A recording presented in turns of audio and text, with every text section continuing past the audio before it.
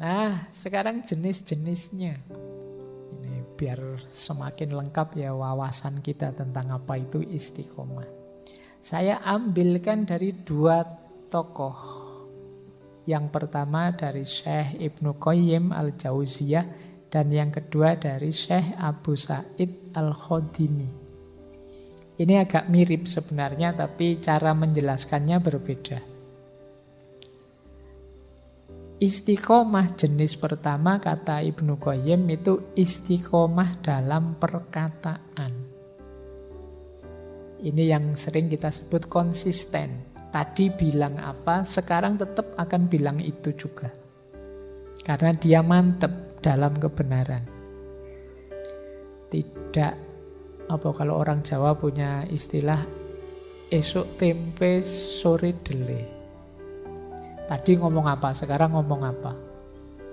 Sesuai kepentingannya. Enggak, kalau orang istiqomah itu karena dia yakin dengan kebenarannya, tadi begitu, sekarang juga begitu. Jadi sesuai dengan kebenaran yang dia yakini. Dia tidak mencela-mencela hanya karena ada kepentingan. Kalau ada yang kayak gini berarti orang ini tidak istiqomah dengan kebenarannya. Khususnya istiqomah dalam hal perkataan. Misalnya ada orang yang tidak dikenal terus melakukan kejahatan, dia keras sekali. Wah itu jahat, itu salah, itu masuk neraka. Begitu temannya yang melakukan, tidak berani keras lagi. Nah ini berarti tidak istiqomah. Tidak tegas, karena yang melakukan temannya. Yang kedua, istiqomah dalam perbuatan. Ya kalau ini ya yang normal ya, yang tadi mantap melakukan sesuatu pekerjaan. Yang ketiga, istiqomah dalam sikap. Teguh dalam sikap. Jadi sikap ini ya mental, situasi batinnya. Awalnya beriman ya untuk selanjutnya memedomani keimanan. Ini namanya teguh dalam sikap batinnya. Yang terakhir istiqomah dalam niat. Nah, jadi kalau sudah niat dikuati terus istiqomai, dijalankan terus seperti itu. Nah, ini namanya istiqomah dalam niat. Saya niat Pak, bulan ini saya mau rajin ikut ngaji terus misalnya. Ini niat. Besok kok kita jalankan benar, niatnya hidup terus, ini namanya istiqomah dalam niat.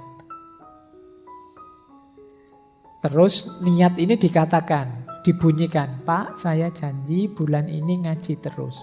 Minggu depan ditanya begitu jawabannya sama, saya tetap bulan ini ingin ngaji terus Pak. Ini istiqomah dalam perkataan. Kemantapan hati untuk terus ngaji bulan ini namanya istiqomah dalam sikap. Tiap malam Kamis hadir ke sini, ini namanya istiqomah dalam perbuatan. Jadi tidak hanya perbuatan saja, ini yang tadi saya sebut koheren. Semua unsur diri kita istiqomah. Nah, ada lanjutannya jenis-jenis istiqomah. Ini agak berbeda meskipun kata-katanya sama. Yang pertama, kalau ini dari Abu Sa'id al-Khodimi. Yang pertama istiqomah dalam perkataan. Istilahnya istiqomatul lisan ala dzikri wassana. Nah, kalau yang ini istiqomah dalam perkataan itu mulut kita terus berzikir, memuji Allah. Nah, pokoknya tidak berhenti-berhenti. Subhanallah, subhanallah, alhamdulillah, terus begitu. Ini namanya istiqomah perkataan. Yang keluar pokoknya yang begitu-begitu terus. Tidak ada misuh-misuhnya, tidak ada jelek-jeleknya pokoknya. Kalimat thayyibah terus. Jadi zikir wassana. Ya meskipun tidak harus demonstratif sambil bawa tasbih besar terus kemana-mana. Subhanallah, subhanallah. Nanti orang bubar. Jadi, tapi mulutnya tidak berhenti memuji Allah. Berzikir, mendawamkan, menyebut namanya. Ini memudahkan kita untuk tambah dekat, tambah cinta dengan Allah. Ini berat, kecuali memang bagi orang-orang yang di hatinya ada rasa cinta pada Allah. Seperti kalian kalau pas jatuh cinta itu kan, kamu sering menyebut namanya. Jangan-jangan passwordnya Facebookmu juga inisial namanya. Atau tanggal lahirnya. Oke ya, baik. Nah ini jenis pertama. Oke. Jenis kedua, istiqomah dalam jiwa. Istiqomahnya jiwa, kata Syekh Abu Said, itu jiwa yang penuh rasa taat dan rasa malu. Istiqomatun nafas ala ta'ah wal haya. Yang ada di pikiran itu menjalankan perintahnya Allah dan malu karena Allah selalu melihat kita. Jadi rasa malu ini penting. Ini kalau di sufi makomnya namanya makom muraqabah, merasa Allah dekat dan selalu mengawasi. Ini namanya istiqomahnya jiwa. Mari jiwa kita istiqomahkan untuk selalu berada dalam kondisi taat dan malu di hadapan Allah. Ini jenis istiqomah kedua. Istiqomah ketiga, istiqomahnya hati. Ini istilahnya adalah istiqomatul qalb alal khauf war roja. Kondisi hati yang takut dan sekaligus berharap pada Allah terus menerus. Nah ini namanya istiqomatul qalb. Ada yang keempat, istiqomatur ruh. Istiqomatur ruh ala siddiq was sofa. Ini roh yang selantiasa sibuk dalam kebenaran dan kesucian. Menjauhi segala yang kotor, yang keruh, yang bohong, yang curang, dan lain sebagainya. Ini namanya istiqomatur ruh. Dan paling tinggi istiqomatus sir, yaitu istiqomatus sir ala ta'zim wal wafa. Jadi kondisi jiwa yang senantiasa, sir itu jiwa yang paling dalam, senantiasa mengagungkan Allah dan menepati janjinya pada Allah untuk menomorsatukan Allah dalam kehidupan. Ini namanya istiqomatus sir. Jadi yang paling luar perkataan, masuk sedikit ke jiwa, masuk lagi ke hati, masuk lebih dalam lagi ke ruh, masuk yang paling dalam sir. Jadi ini lapisan-lapisan jiwa kita. Kalau dalam tasawuf, semuanya perlu karakter istiqomahnya masing-masing. Oke, baik, ini nanti mungkin lain waktu kita jelaskan lebih dalam tentang level-level jiwanya manusia ini. Yang penting kita tahu tempatnya istiqomah itu ternyata luas dan dalam. Nah, ini membangun keistiqomahan. Kalau ini latihannya ya. Yang pertama ada pembiasaan, yang kedua ada perencanaan, yang ketiga ada tipsnya, strateginya. Untuk bisa istiqomah kita perlu membiasakan yang pertama penguasaan diri. Ini tidak gampang sebenarnya penguasaan diri. Kita itu biasanya lebih dikuasai oleh diri kita, bukan kita yang menguasai diri kita. Kita sulit mengontrol nafsu, kita sulit mengontrol ambisi, kita sulit mengontrol keinginan. Itu berarti kita tidak mampu menguasai diri. Perintah kita pada diri kita tidak ampuh. Itu menunjukkan kita tidak menguasai diri. Wahai diriku, mbok ya kamu itu rajin ngaji. Kok tidak ampuh? Itu berarti kita belum menguasai diri. Wahai diriku, mbok kamu itu jadi orang baik kayak yang di TV-TV itu loh misalnya. Kok tidak jalan? Berarti kita belum menguasai diri. Berarti menyuruh istiqomah pun tidak akan dituruti oleh diri kita. Maka ayo latihan menguasai diri. Jadi sepenuhnya apa yang kita lakukan itu kita yang memerintahkan. Yang kedua, sabar. Tidak mungkin orang bisa istiqomah kalau tidak sabar. Segala sesuatu ada prosesnya. Mari kita istiqomahi. Syaratnya istiqomah itu sabar. Diulang-ulang sampai mencapai keutuhannya. Yang ketiga, orang tidak mungkin istiqomah kalau dia tidak punya keberanian untuk memulai. Kalau tidak berani mulai, yo apa yang mau diistiqomahi? Mulai saja tidak berani. Yang keempat, tidak menunda. Mungkin ini penyakit kita ya kadang-kadang. Tahu sih ini penting, ini baik. Nanti dulu lah Pak. Nanti loh Pak setelah UAS ini loh Pak saya mau istiqomah. Nanti UAS-nya datang, selesai UAS sebentar lah Pak, liburan dulu. Maksud ya langsungan begitu. Ya kan ada jedanya sebentar lah. Nanti liburannya habis, ini ada tugas lagi ya Pak. Saya harus sibuk ini lagi. Nanti lah Pak kalau tugasnya selesai. Terus bulan puasa, wah sudah puasa ya Pak, ya, nantilah ini puasa-puasa kan berat Pak, nambah-nambah amal puasa saja sudah berat.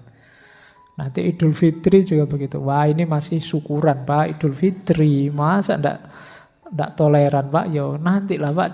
Jadi enggak mulai-mulai kamu cari alasan terus, menunda-nunda, enggak jadi istiqomah. Alasan itu yo bisa saja kok dicari. Kalau kamu memang tidak mau. Kalau kamu memang mau, bisa juga cari alasannya. Maka kalau bisa ya jangan ditunda. Yang kelima, optimis. Optimislah bahwa kamu akan berhasil dalam istiqomahmu. Kalau kamu pesimis tidak ada gunanya. Terus rencanakan. Untuk merencanakan yang pertama kamu harus tahu ilmunya. Belajar. Jangan ngawur merencanakannya. Saya mau mengistiqomai ini, mengistiqomai itu, ya harus tahu ilmunya, apa yang harus diistiqomai. Yang kedua, dalam perencanaan targetkan hal-hal yang memang realistis untuk kapasitas kita. Jangan membaca cerita-ceritanya para sufi. Syekh sufi ini setiap hari sholat 2000 rakaat misalnya. Wah saya pengen kayak gini Pak Ais. Tidak mungkin lah, itu prek sudah kalau kalian. Yang realistis saja lah, levelmu. Mengistiqomai yang mungkin saja. Terus percaya diri bahwa kamu mampu, ini penting. Kalau kamu tidak pede, tidak jalan. Bikin schedule. Bikin reminder, pengingat. Sekarang banyak fasilitas pengingat. Mungkin HP-mu, mungkin arlojimu, mungkin temanmu, dan lain sebagainya. Reminders. Ini untuk merencanakan. Kalau sudah, ada beberapa tips yang penting. Yang pertama apa? Gunakan motivational tool. Apa saja yang membuatmu lebih mudah mengistiqomai sesuatu. Pak, saya tertolong dengan HP ini sehingga saya tidak terlalu banyak terpengaruh oleh teman saya yang toksik. Nah, ini ayo sediakan kalau gitu. Jadi alat-alat pendukungnya. Mungkin butuh tempat kos yang tenang, mungkin butuh warung yang murah, mungkin butuh apa? Cari yang mendukung. Yang kedua, self reward. Boleh kamu memberi imbalan dirimu. Kalau sukses istiqomah. Alhamdulillah Pak, 1 bulan ini saya bisa mengistiqomai setiap hari ngaji 1 juz. Sekarang hadiahnya boleh beli di restoran yang paling mahal yang bisa saya jangkau makannya. Misalnya ini self reward namanya. Boleh kalian menghadiahi dirimu. Nggak usah nunggu dihadiahi orang, nggak mungkin lah. Hadiahi dirimu sendiri. Wong kamu ulang tahun aja ya ndak ada yang mengucapkan. Wis hadiahi dirimu sendiri saja. Alhamdulillah saya sukses ini. Rewardnya adalah ini untuk dirimu. Syukur-syukur rewardnya yang lebih menguatkan istiqomah. Terus strategi lagi, lanjutkan. Meskipun kadang khilaf. Rencananya sih 1 bulan ini ngaji 1 juz setiap hari. Kok ya bolong hari ini? Tidak apa-apa. Bolong sekali tidak apa-apa. Lanjutkan lagi. Tapi jangan dibiasakan. Oh bolong tidak apa-apa ya Pak. Besok bolong lagi. Ya tidak begitu. Jadi itu karena khilaf saja. Lupa atau kepepet. Ada acara atau apa. Tetap lanjutkan istiqomah. Jangan putus asa gara-gara itu. Wah berarti gugur saya Pak. Gugur tidak usah dilanjut. Tidak begitu. Lanjutkan. Dimulai dari awal lagi tidak apa-apa. Kemudian boleh mencari recharge moment. Ya hidup ini tidak harus serius terus, ada istirahatnya. Imbangi dengan kegiatan-kegiatan rekreatif, kegiatan hobi dan lain sebagainya, tidak apa-apa. Jangan sepenuh waktumu isinya istiqomah semua. Yo, puyeng kamu bisa KO kamu ya. Nggak, yo nanti diimbangi dengan aktivitas santainya ada. Yo saya sering mengkritiki HP bukan berarti HP-mu kamu buang, saya pokoknya ngaji dok, ya ndak begitu. Sekali-sekali ditengok tapi jangan mabuk HP. Jadi ini namanya recharge moment, penyegaran. Nanti ada dalilnya. Singkirkan pikiran buruk, hindari pengaruh buruk. Ini penting untuk membangun keistiqomahan. Saya lanjutkan. Nah, ini yang sering jadi musuhnya orang yang mau istiqomah. Bosan. Ngaji ini mungkin teman-teman yang sudah mati-matian mengistiqomahi banyak yang bosan. Bosan Pak ya ngajinya kayak gini-gini terus. Mungkin kamu sering diserang rasa bosan. Lawan rasa bosan itu kalau kamu yakin yang kamu lakukan kebaikan. Gimana caranya melawan rasa bosan? Pahami objek yang kamu bosani itu dari perspektif yang berbeda. Bosan saya Pak, temanku ini saja terus tidak punya teman yang lain. Yo kamu pahami temanmu dari perspektif yang berbeda, nanti bosanmu hilang. Kamu bosan karena kamu lihat temanmu dari sudut pandang itu terus selama ini. Nah kebaikan juga begitu. Kamu ulang-ulang terus, yo mungkin kamu bosan ngaji ini tadi. Misalnya kamu bosan, mungkin karena kamu lihat materinya. Bosan Pak materinya gitu terus, yo sekali-sekali jangan lihat materinya. Lihat temanmu yang hadir di sebelah-sebelahmu itu mungkin kamu semangat ngaji lagi. Atau lihat kopinya ya. Atau lihat takmirnya, atau lihat apanya. Itu kan bisa penyegaran, kamu tidak bosan lagi. Kamu nonton sini terus kan bosan, yo sekali-sekali nonton ke sana, yang sana nonton ke sini kan lebih seger. Nah itu ganti perspektif namanya. Kuliah misalnya bosan Pak ketemu dosen itu lagi 4 tahun loh Pak. Misalnya, ya salahmu sendiri kamu fokus ke situ terus. Yang lain juga masih banyak yang enak dilihat selain dosennya. Jadi ini namanya ganti sudut pandang. Tapi jalan terus yang diistiqomai. Meskipun dengan perspektif yang baru. Imbangi dengan me time. Tadi ya. Olahraga, rekreasi, hobi, tidak apa-apa. Ya jangan serius terus. Untuk mengurangi bosan, enak kalau ada teman yang bisa berbagi. Mungkin minatnya sama, yang diistiqomai sama. Nah, ini lebih meringankan dalam kebosanan. Coba ngaji ini 1:1. Yang ikut ngaji 1 sama saya saja. Itu mungkin dia kalau sudah bosan mungkin dia tidak datang lagi. Tapi kalau banyak teman gini kan enak, saling curhat, saling ngomong. Kamu bosan ya? Iya saya bosan. Tapi kan sebenarnya kita tidak boleh ya bosan kayak gini. Iya ya, yuk ayo. Lalu kan enak. Kalau ada teman enak, kamu bisa saling membantu, saling menguatkan. Terus mengistiqomai hal-hal positif agama ya lebih enak lagi kalau kita berkumpul dengan orang-orang di frekuensi yang mendukung. Makanya istilahnya berkumpul dengan orang-orang soleh. Frekuensinya sangat mendukung istiqomah kita.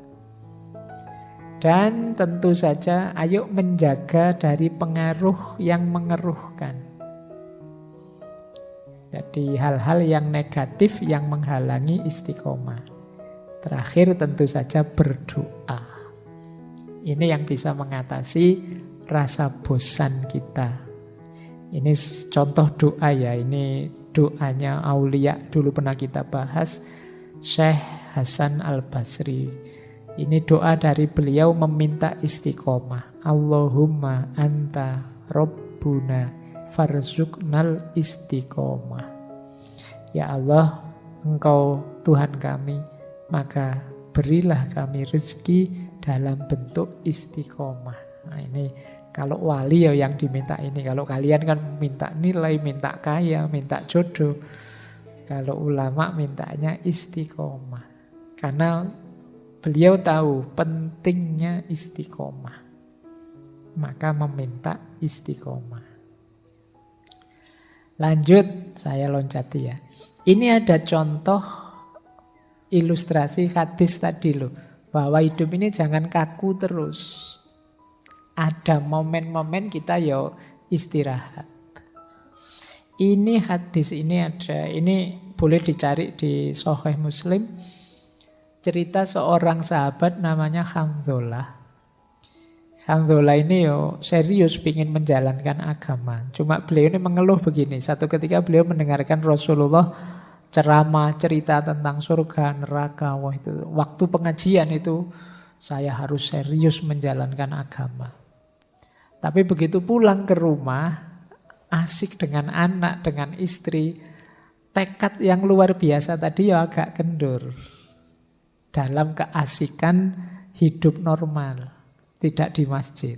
Nah ini menggelisahkan bagi Hamdullah. Terus dia mengadu. Pertama dia ketemu Abu Bakar. Wahai Abu Bakar, saya kok merasa begini ya. Padahal pengen serius loh. Tapi kok ya begitu ketemu anak istri, kalau kalian mungkin begitu ketemu teman nanti pulang ke kos-kosan, ya kumat lagi aslinya. Nah, mengadu kata Abu Bakar, loh iya saya juga kok begitu ya. Ayo kita tanya saja pada Rasulullah.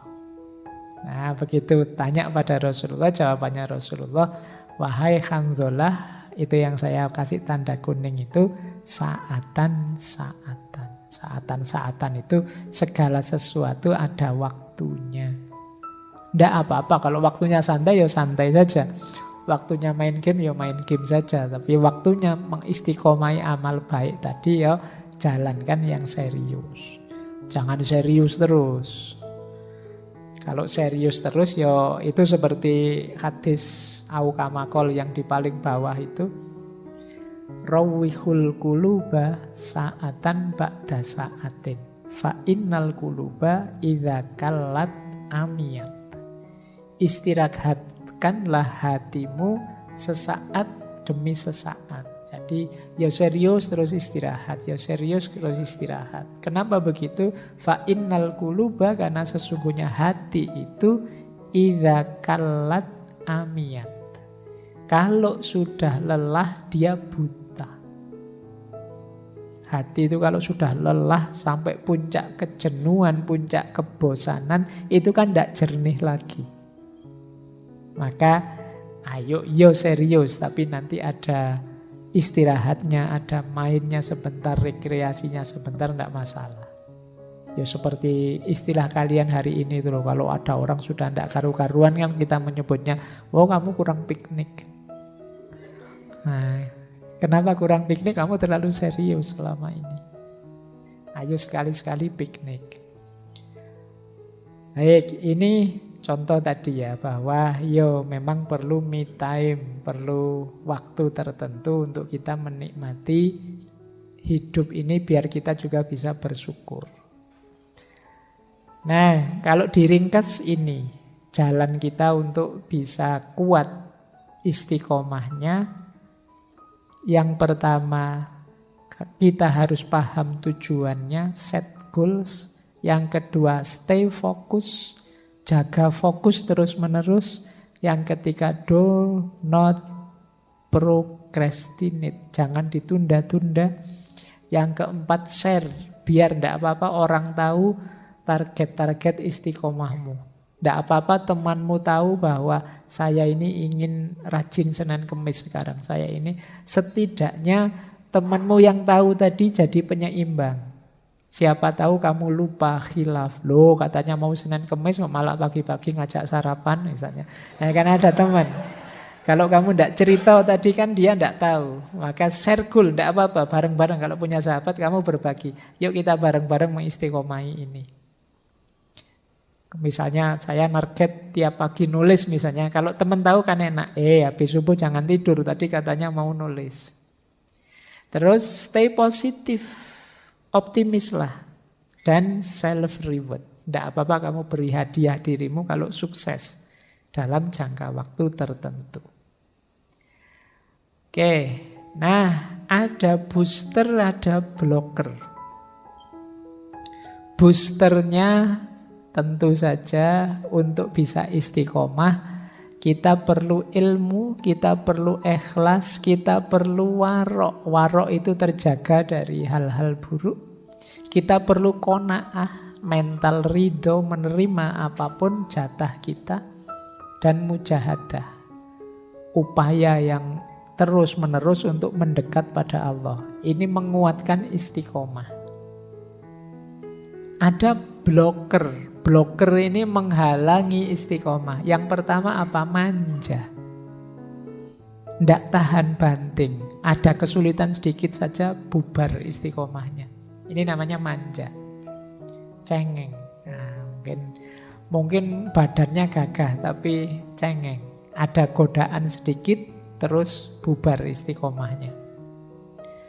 Ini kalau orang manja ini ya harus ditanggulangi. Yang kedua lalai. Lalai itu cuek. Nah, cuek juga akan jadi blocker. Disuruh istiqomah, Allah suka-suka saya lah. Lalai ini namanya.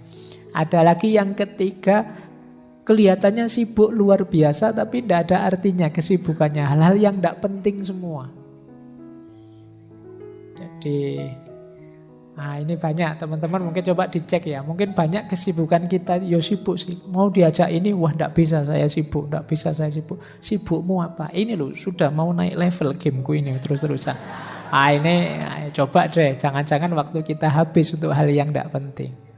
Ya, jadi terus overthinking, mikirnya dalam sekali Pak. Ini saya mau mengistiqomai ini. Apakah kalau sudah saya istiqomai pasti Allah ridho Pak kalau saya Pak gini. Seandainya istiqomah saya tidak diterima, jangan-jangan malah saya sia-sia juga. Mikirnya dowo, orang melaku-melaku, overthinking. Nah ini juga akan jadi blocker. Dan tentu saja akan jadi blocker istiqomah kita, dosa dan maksiat. Dosa dan kemaksiatan akan menghalangi kita untuk bisa istiqomah, menggelapkan hati. Tadi sudah dijelaskan, kalau hati yang gelap tidak bisa diisi dengan kebaikan. Ingat-ingat, kalau bisa mari mengistiqomahi perbaikan, tidak sekedar kebaikan. Banyak orang yang bukan salah kita mengistiqomahi kebaikan itu, tapi hidup ini idealnya kan tambah baik, tambah baik. Kalau kemarin bisanya puasa hari Senin saja, ini kan kebaikan. Besok saya bisa Senin dan Kemis. Ini namanya perbaikan. Yang seperti ini jangan dituding, wah kamu ndak istiqomah. Kalau Senin ya Senin saja terus. Enggak. Jadi istiqomah itu ya mengistiqomahi perbaikan, tidak sekedar kebaikan. Lanjutkan, istiqomahkan perbaikan diri yang terus-menerus. Kemudian istiqomah itu habituasi dan revaluasi, tidak sekedar repetisi. Tidak sekedar mengulang, tapi ada habituasi, menumbuhkan habit karakter. Sehingga mengakar mendalam dalam dirimu. Berarti apa? Laksanakan secara serius mendalam. Sehingga jadi karakter. Jangan dangkal saja. Iseng saja, tidak serius. Itu mungkin kelihatannya istiqomah, tapi sebenarnya cuma mengulang saja. Repetisi. Dan revaluasi, belajar terus dinilai terus perbuatanmu. Apa memang pas begitu? Jangan-jangan yang kemarin sudah benar, tapi ada yang lebih benar lagi. Ada yang lebih utama, lebih baik. Ini namanya revaluasi.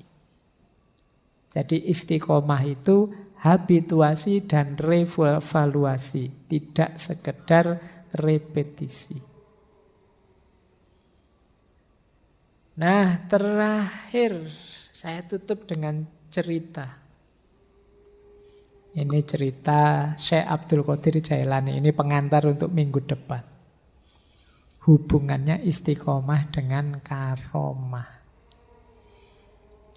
Suatu ketika Syekh Abdul Qadir Jailani ini bicara di depan murid-muridnya, "Wahai murid-muridku, Jumat besok aku akan menampakkan pada kalian karomah terbesarku."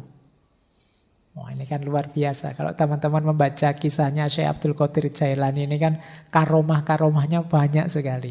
Nah, beliau bilang seperti ini, terus murid-muridnya penasaran. Ini berita ini menyebar kemana-mana, semua orang ingin tahu.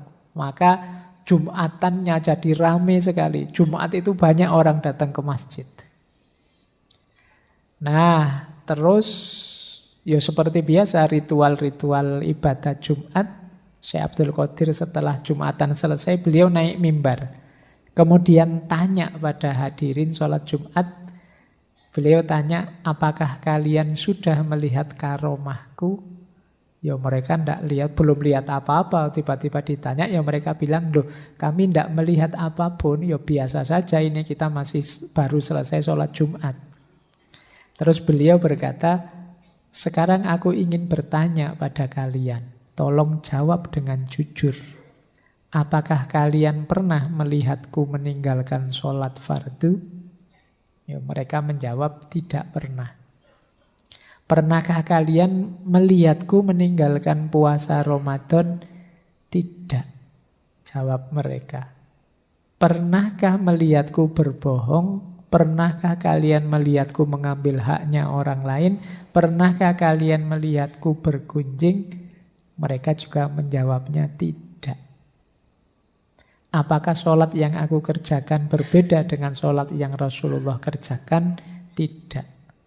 Apakah khutbahku berbeda dengan khutbahnya Rasulullah? Tidak. Terus diakhiri oleh Syekh Abdul Qadir Jailani, itulah sesungguhnya karomah terbesarku, yaitu istiqomah.